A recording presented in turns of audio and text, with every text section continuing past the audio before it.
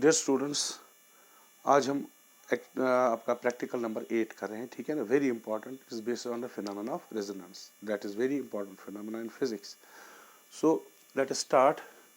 तो experiment number 8, to determine the speed of sound in air at room temperature and at 0 degrees centigrade using a resonance tube by two resonance position method. ये experiment का नाम है. हमें velocity of sound determine करनी है at given room temperature and calculate using the formula to calculate that velocity of sound at 0 degrees centigrade. Okay. तो इसमें यहाँ मैंने डायग्राम बनाई. तो अपैरेटस क्या क्या ज़रूरत है इसमें, वो आगे मैं आपको वीडियो में भी दिखाऊंगा क्या क्या अपैरेटस है, कैसे होते हैं. ठीक. रेजोनेंस ट्यूब अपैरेटस ये, ठीक. टू ट्यूनिंग फोक्स वो भी दिखाएंगे आपको, वो इस शेप के होते हैं ट्यूनिंग फोक्स. एक प्रॉन्ग दूसरा प्रॉन्ग, जब हम किसी से स्ट्राइक करते हैं तो ये वाइब्रेट होता है. मिसाल ये प्रॉन्ग अगर दिखाएंगे वाइब्रेट, ऐसे वाइब्रेट होता है अपनी जगह, ऐसे वाइब्रेट होता है. ए बी ऐसे vibrate to and fro. Thermometer for noting the temperature. ठीक. और spirit level to keep this apparatus in a level position. जो ट्यूनिंग फोक्स रिक्वायर्ड है वो 480 and 512 hertz. Hertz unit of frequency. तो ये जो डायग्राम मैंने बनाई है यहाँ पर, इसमें एक रेजोनेंस ट्यूब होता है जो स्टील का हॉलो ट्यूब होता है. ठीक. उसमें यहाँ से एक जाती है, यहाँ कनेक्शन यहाँ जाता है, ये भी हॉलो ट्यूब होता है. ठीक. इसमें पानी की लेवल जाती है, जितना यहाँ पानी होगा उतना इसमें होगा, because water keeps it's level. ठीक. तो यहाँ एक स्केल लगती है, क्योंकि ये जो रेजोनेंस ट्यूब होता है वो स्टील का बना हुआ होता है. तो हम डायरेक्टली यहाँ इसकी लेवल नहीं चेक करेंगे, वो हम इस ट्यूब से चेक करेंगे, बिकॉज जो भी लेवल यहाँ होगी वही इसी ट्यूब में होगी, क्योंकि इसके साथ कनेक्टेड है. ठीक. लेवल यहाँ से एक ट्यूबिंग जाती है जिसको हम अप डाउन कर सकते हैं. यहाँ खोल के इसको हम हाथ में लेके अप डाउन कर सकते हैं. वाटर यहाँ से पोर करते हैं. ठीक. वो इसमें चला जाके यहाँ होता है. जब हम आउट डाउन करेंगे इसको अप या डाउन, तो इसमें लेवल अप डाउन होती है. ठीक. ये इसके साथ स्केल है. यहाँ पर आयरन बेस है जिसमें लेवलिंग स्क्रूज है यहाँ पर. ठीक. और ये रबर ट्यूबिंग मैंने बताई, लेवलिंग स्क्रूज है. ठीक. और एक स्पिरिट लेवल चाहिए. ठीक. तो ये इसके अपैरेटस है. तो आप इसकी ये स्क्रीनशॉट ले लीजिए, फिर मैं आगे बताऊंगा इसका प्रोसीजर क्या है. ठीक है. नेक्स्ट यहाँ पर मैंने डायग्राम दो और बना दी है. जैसे हम ट्यूनिंग फोक को स्ट्राइक करेंगे रबर पैड से, तो ट्यूनिंग फोक अपनी जगह वाइब्रेट करता है. मैंने दिखाया पहले ए, फिर आता है वापस बी. तो जब ए यहाँ कंप्रेशन वेव भेजता है, ठीक, तो जैसे जब ये ट्यूनिंग फोक ऐसे यहाँ, बिकॉज हमने वाइब्रेट इसको ये किया है, पैड से टक्कर मारी है, तो ये ऐसे जाता है, तो ये एक कंप्रेशन वेव देता है. ठीक. तो जब कंप्रेशन वेव यहाँ चली जाती है, तो यहाँ चूंकि लेवल यहाँ पर है वाटर की, तो ये रिफ्लेक्ट होके यहाँ चली जाती है और यहाँ नोड बनता है. क्यों? यहाँ पर जो है वाटर सॉलिड है, यानी नोड मीन्स जहाँ कोई वाइब्रेशन नहीं होती. अगर हमारे पास तार ऐसे है यहाँ बंद करके हुए, तो अगर हमने प्लग किया इस सेंटर में, इसको ये ऐसे वाइब्रेट करेगी अप एंड डाउन. लेकिन यहाँ पर मैक्सिमम वाइब्रेशन, तो यहाँ इनको नोड कहेंगे, क्योंकि कोई वाइब्रेशन इसको एंटी नोड कहेंगे. ठीक. बिल्कुल इसी तरह से यहाँ पर भी जब कंप्रेशन वेव आती है, तो यहाँ से फिर रिफ्लेक्ट होके वापस चली जाती है. तब तक अगर ये जो ट्यूनिंग फोक आपका पॉइंट बी पे है और वापस जा रहा है, तो वो भी कंप्रेशन वेव भेजेगा. तो ये जो रिफ्लेक्टेड होके वेव यहाँ आई और इसका कंप्रेशन जब आपस में सुपर इम्पोज होंगे, तो एक स्टैंडिंग वेव बनेगी. तो अगर फ्रीक्वेंसी मैच हो गई, फ्रीक्वेंसी इस एयर कॉलम की फ्रीक्वेंसी इस ट्यूनिंग फोक की फ्रीक्वेंसी मैच हो गई, तो यहाँ पर रेजोनेंस होगी. तो रेजोनेंस होगी, तो ये जो लेंथ है यहाँ से यहाँ तक बी टू डी, तो इसको लिखेंगे L1 प्लस एक्स. ये एक्स इसको कहते हैं हम एंड करेक्शन. ठीक है. क्यों? जो ट्यूनिंग फोक होता है वो थोड़ा एंड से ऊपर होता है, यानी ये जो स्टेशनरी वेव है थोड़ा ऊपर होके बनती है, इसलिए हमने इसको ये जो डिस्टेंस हम x मानते हैं वो एंड करेक्शन इसमें l ऐड कर दिया. अब देखिए ये इक्वल टू λ4 होता है. कैसे, मैं थोड़ा सा आपको समझाऊं. देखिए यहाँ पर अगर आपने देखा होगा 10th 9th 8th में कि ट्रांसवर्स वेव ऐसे होती है, तो इस पॉइंट से इस पॉइंट तक कितना होता है ये डिस्टेंस, ये एक वेवलेंथ के बराबर। तो यानी अगर ये यहाँ समझो ये वायर है, तो यहाँ आधी ऊपर जा रही है, आधी नीचे जा रही है। तो जब ये नीचे आएगी तो ऐसे आएगी, तो जब ये ऊपर चली जाएगी ये वाला पोर्शन क्रस्ट वाला, तो ऐसे आएगा। तो जब आपको ऐसे शक्ल दिखाई दे, यानी दो गोल जैसे ओवल शेप जैसे, तो आपको मानना है ये यहाँ तक लैम्बडा है, जितनी भी ये लेंथ है ये लैम्बडा के बराबर है। ठीक, अगर आपको इतना ही दिखे, यानी आपको लेंथ में अब इतना ही दिखे, यानी एक सेगमेंट में वायर या जो भी कॉलम है, जो भी चीज है, एक सेगमेंट में अप और डाउन हो जाए, तो आपने देखा 2 के लिए लैम्बडा, हाफ के लिए कितना, तो ये लेंथ कितनी बनेगी, λ/2। ठीक, अगर ऐसे हो, अगर अब ये वायर कोई एयर कॉलम, अब ऐसे देखो, अक्सर इसको मैं आधा अगर कर दूं तो शक्ल ये जैसी बन जाती है ऐसे। ठीक है, तो अब लेंथ तो वही है, लेकिन लेंथ अब क्या लिखेंगे हम, λ/2 का आधा, दैट इज λ/4, यानी L अब λ/4, यहाँ L λ/2 और उससे पहले लैम्बडा। ठीक, तो अब इसी तरह से यहां पर देखिए रेजोनेंस, तो ये एक क्लोज्ड पाइप है, यहां पर बंद एंड, यहां पर ओपन एंड, तो यहां पर रिफ्रैक्शन होती है, यहां रिफ्लेक्शन होती है। ठीक, तो फर्स्ट रेजोनेंस पोजीशन पे तो रेजोनेंट लेंथ क्या है, L1 plus x, x is the end direction, वो किसके बराबर बनेगी, λ/4। ठीक है, इसको इक्वेशन 1 लिखेंगे। फिर हम ट्यूनिंग सेकंड रेजोनेंस पोजीशन ढूंढने के लिए फिर ट्यूनिंग फोक को हम स्ट्राइक करते हैं, तो हम नीचे पानी को लाते हैं, इसको हम नीचे करते हैं, तो ये नीचे लेवल नीचे आती है इसमें। ठीक, तो जब हम ये लेवल नीचे आती है तो एक और पोजीशन पे आती है जहां पर फिर से लाउड साउंड होता है, जैसे यहाँ पर लाउड साउंड होता है, मैक्सिमम साउंड एम्पलीट्यूड, क्योंकि वहाँ रेजोनेंस होती है, मैक्सिमम एम्पलीट्यूड से वाइब्रेट करता है वो एयर कॉलम। तो जब सेकंड वाइब्रेशन होगी, तो अगर आप शक्ल अभी मैंने बताई, तो अगर रेजोनेंट लेंथ है L2, ये सेकंड पोजीशन है। ठीक, सेकंड रेजोनेंस पोजीशन, तो L2 प्लस एंड करेक्शन, तो वो किसके बराबर, देखो ये हो गया λ/4, ये हो गया λ/2, so that will be 3 that will be λ/4, जरा ऐड कर लें, λ/4 प्लस λ/2, दैट विल बी 3 λ/4, 3 λ/4, ये इक्वेशन 2। इनमें से हम सबट्रैक्ट करेंगे ये दो, तो क्या निकलेगा, तो एंड करेक्शन हमें एलिमिनेट हो जाएगी, L2 minus L1 will be equal to 2 λ/4, जब माइनस करेंगे that will be λ/2, so L2 minus L1 is equal to λ/2, और इसको क्रॉस मल्टीप्लाई करो तो लैम्बडा आएगा आपका L2 माइनस L1 इंटू 2। ठीक है, तो अब यहां पर हम we know that velocity is equal to frequency into wavelength, तो यहां पर सबस्टिट्यूट करेंगे, तो यहां इसमें सबस्टिट्यूट करेंगे, तो ये मैं थोड़ा सा रब कर दूं यहां पर, तो ये आएगा आपका, इसको लैम्बडा का वैल्यू यहां दे दो, तो ये आएगा V will be equal to frequency into 2, वो यहां मैं लिखूंगा, इंटू L2 माइनस L1, तो L2 माइनस L1 क्या है, 2 रेजोनेंट पोजीशन। तो जब हमें ये वैल्यू और ये वैल्यू पता होगा, फ्रीक्वेंसी हमने यूज की है जो ट्यूनिंग फोक की है, तो हम velocity of sound eight given temperature निकाल सकते हैं। ठीक है, बात समझ में आई। फिर उसको रिड्यूस करेंगे एट जो रूम टेम्परेचर उस वक्त होगा। ठीक है, तो ये है इसकी थ्योरी थोड़ी कैसे हम निकालेंगे, ये फार्मूला हमें अप्लाई करनी है। ठीक, L2 फिर से बताओ, L2 is the second resonance position जो लेंथ होगी एयर कॉलम की, और L1 है पहले की। ठीक, ओके, आप इसका स्क्रीनशॉट ले लो, फिर आगे बढ़ते हैं।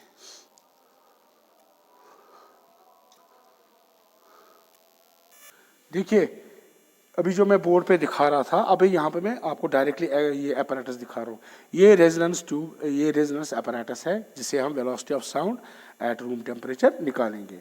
तो इसमें जो पार्ट्स हैं, तो एक तो ये वुडन बोर्ड है जिसपे ये, एक तो यहाँ पर लेवल चेक करने के लिए एक ट्यूब है। ठीक, दूसरा ये पानी के लिए रिजर्वर है जिसमें पानी हम डालते हैं। ठीक, इसमें हम पानी डालते हैं यहाँ से। ठीक, वो जब पानी यहाँ से जाता है, बस फिर वो यहाँ इस पाइप से जाता है नीचे। ठीक, यहाँ तो यहाँ से जाता है, एक इसमें लेवल चेक करने के लिए जहाँ स्केल लगी है, और इस ये जो ट्यूब है रेजोनेंस ट्यूब, इसमें ये भी हॉलो है, अंदर से ये देखिए हॉलो है कि नहीं, ठीक। अब ये जो यहाँ पर लेवल रहती है पानी की, ये जो लेवल पानी की है एग्जैक्टली इस ट्यूब में भी यहीं पर पानी है। क्यों? Because water keeps it's level. और यहाँ पर लेवलिंग स्क्रीव्स हैं ताकि ये जो लेवलिंग स्क्रीव्स है 1 और 2, ठीक है, ताकि ये लेवल रहे ये अपैरेटस। तो उसके लिए चेक करने के लिए हमें ये लेवलिंग ये जो है स्पिरिट लेवल है, ठीक है, क्या ना, ठीक, ये स्पिरिट लेवल चेक करने के लिए। और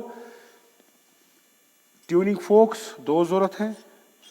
ट्यूनिंग फोक्स के लिए इसको वाइब्रेट कराने के लिए ये हमारे पास पैड है। तो जब हम इसको ऐसे यहाँ पर स्ट्राइक करेंगे तो ये वाइब्रेट होता है ऐसे। आप अगर आवाज़ सुन रहे होगे, इस पे स्ट्राइक करेंगे ये वाइब्रेट होता है। अगर आप आवाज़ सुन रहे होगे तो सुनिए, आवाज़ सुनिए फिर से।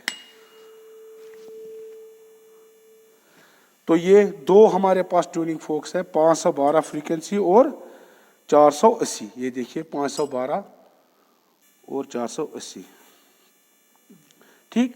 512 की लंबाई ज़्यादा है, कम है, और 400 इसकी ज़्यादा है। देखिए तो जितना जितना ज़्यादा फ्रीक्वेंसी होगी उतनी उसकी लंबाई कम होगी, because frequency and length are inverse relation, okay. और दूसरा टेम्परेचर जानने के लिए, रूम टेम्परेचर, उसके लिए हमारे पास ये थर्मोमीटर है, ठीक है। ये थर्मोमीटर हमारे पास है, ठीक है, ओके। तो अब हम एक्सपेरिमेंट स्टार्ट करेंगे।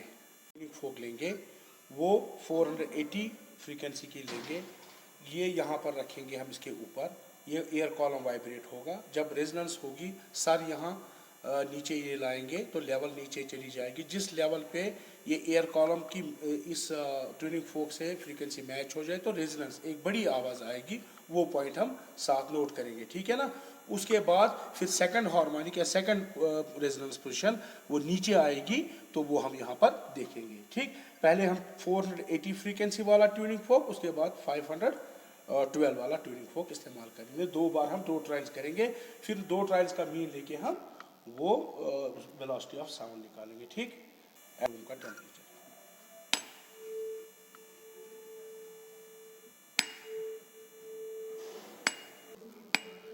जैसे ही रेजोनेंस होगी तो आवाज़ बढ़ती जाएगी।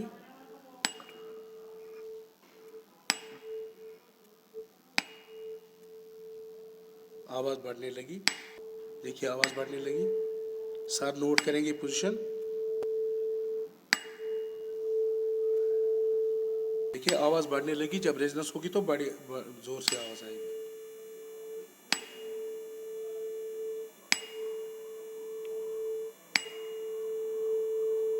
ये देखिए रेजोनेंस हो गई।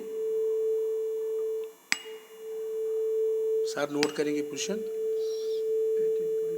18.5। तो पहली रेजोनेंस पोजीशन नोट करेंगे, सेकंड पोजीशन, ठीक है ना, वो ऑलमोस्ट थ्राइस दिस लेंथ आएगी। अगर 18.5 आई तो लगभग 57-58 के करीब सेकंड पोजीशन ये जो रेजोनेंस पोजीशन आनी चाहिए। तो सर पहले कुछ इसको नीचे ला के रखेंगे, तो देखिए लेवल नीचे आ रही है इसमें।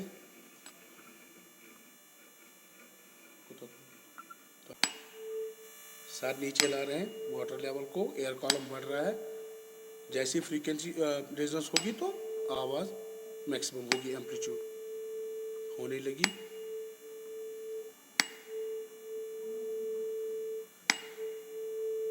ये देखिए 58, देखिए होने लगी रेजोनेंस।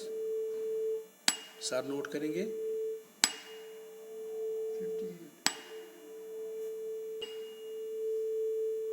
तो कहाँ हो रही है सर?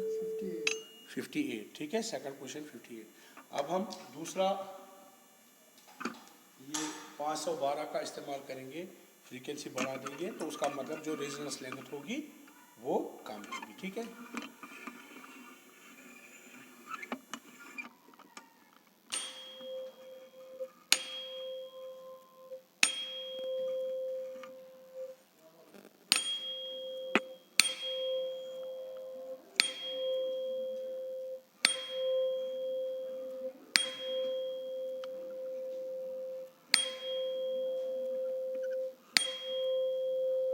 देखिए ये रेजोनेंस हो गई पहली, कितना है सर? 15.5।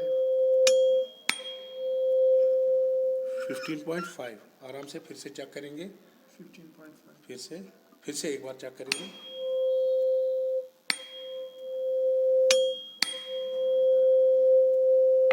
कहाँ हो रही है? 15.5। 15.5। फोकस कर दी, क्लियर। देखिए जो पहली पोजीशन आई हमें 512 की, देखिए जो वाटर लेवल है ये देखिए 15.5 के, देखिए वाटर लेवल है 15.5। फिर हम चेक करेंगे इस पे ये जो है next position of resonance. Okay, देखिए सर अभी इसको नीचे ला रहे हैं, कोई रेजोनेंस नहीं होगी जब तक ना लगभग थ्री थ्राइस पहली वाली जो लेंथ आई। देखिए होने लगी रेजोनेंस, आवाज़ फिर बड़ी तेज़ हो जाएगी, एम्पलीट्यूड बढ़ जाएगा। ये देखिए हम सेकंड पोजीशन ला रहे हैं, कोशिश कर रहे हैं लाने की। इसमें आहिस्ता आहिस्ता ये सर नीचे ही इसको ला रहे हैं रिजर्वायर को, तो लेवल भी नीचे जा रही है।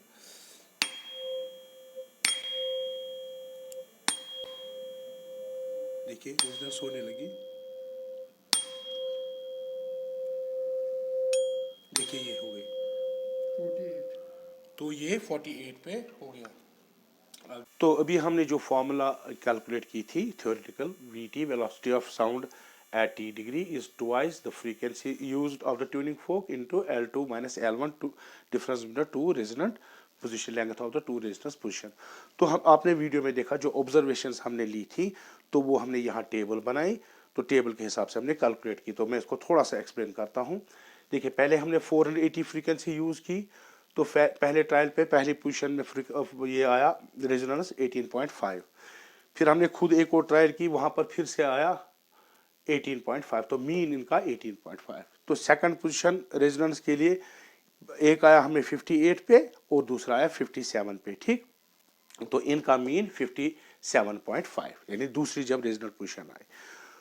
तो अब ये जो दो वैल्यूज हैं, ये हो गया आपका L1, ये हो गया आपका L2, ठीक है, L1 एंड L2।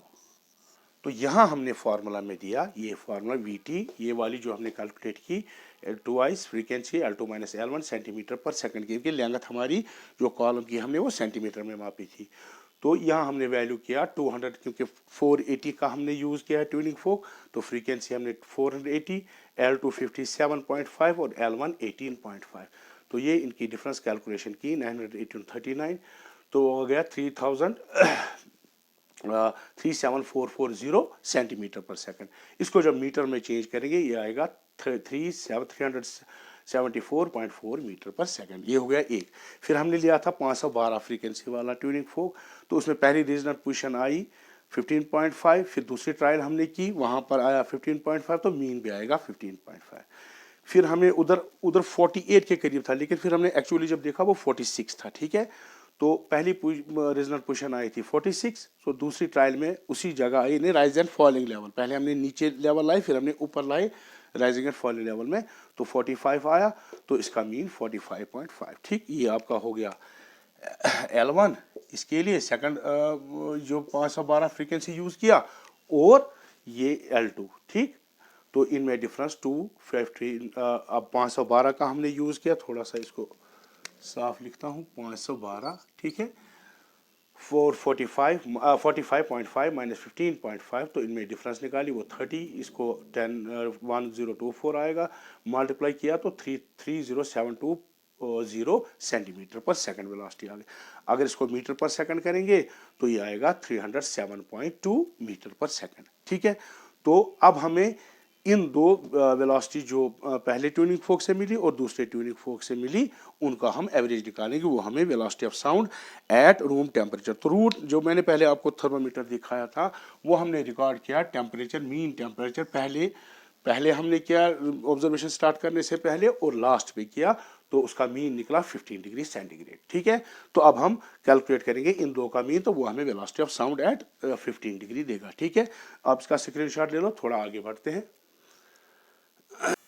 अब देखिए हमने वेलोसिटी निकाली एट T1 यानी VT1, 374.4, वो मैंने अलग से लिखा, अभी आपने टेबल में देखा था, मीटर पर सेकंड। तो V2 कितना था, 307.2 मीटर पर सेकंड। ठीक है, अब इसकी हम 15 डिग्री जो हमने टेम्परेचर रूम का है, तो इन दो को हम ऐड करके मीन निकालेंगे। So VT1 plus VT2 that is 374.4 plus 307.2 metre per second divide by 2, ये आता है 681.6 divide by 2 metre per second, वो आता है 340.8 मीटर पर सेकंड। तो 15 डिग्री पे लगभग हमें 341 metre per second velocity of light, यानी वेलोसिटी ऑफ साउंड, क्योंकि टेम्परेचर जब इंक्रीज होता है velocity of sound also increases. Okay, it is one of the factor which affects the velocity of sound. अब 0 डिग्री पे फॉर्मूला है जो निकालने की, वो आपने पढ़ी होगी, तो वो ये है जो रिलेशन देती है at 0 degree to the velocity at given temperature, that is V0 is equal VT under root of 273 divided by 273 plus T. T is the temperature of the जो रूम टेम्परेचर है। ठीक है, तो अब हमने ये निकाला यहाँ पर, तो ये सबस्टिट्यूट किया VT यानी 15 डिग्री पे, तो इसको हमने कैलकुलेट किया 273/82, ये कैलकुलेट करके हमें V0 निकला 331.82 मीटर पर सेकंड। ठीक है, तो एक्चुअल जो वैल्यू है वो 332 मीटर पर सेकंड है 0 डिग्री पे। तो डिफरेंस अगर हम एरर निकालना चाहते हैं तो एक्चुअल माइनस ऑब्जर्व या ऑब्जर्व माइनस एक्चुअल दोनों सही है। तो 332 माइनस 331.82 वो आता है 0.18 मीटर पर सेकंड। तो जब एरर निकालेंगे कितना आया, किस पे आया, कितना एरर आया, 0.18। एक्चुअल क्या था 332 इंटू 100, तो ये परसेंट देगा हमें। ठीक, so 0.05%, it is actually जो actual value है, it is very close to the actual value of the velocity of sound at 0 degree. okay, तो आप इसको ये स्क्रीनशॉट ले लो। Thank you, this finishes your 8th experiment. okay.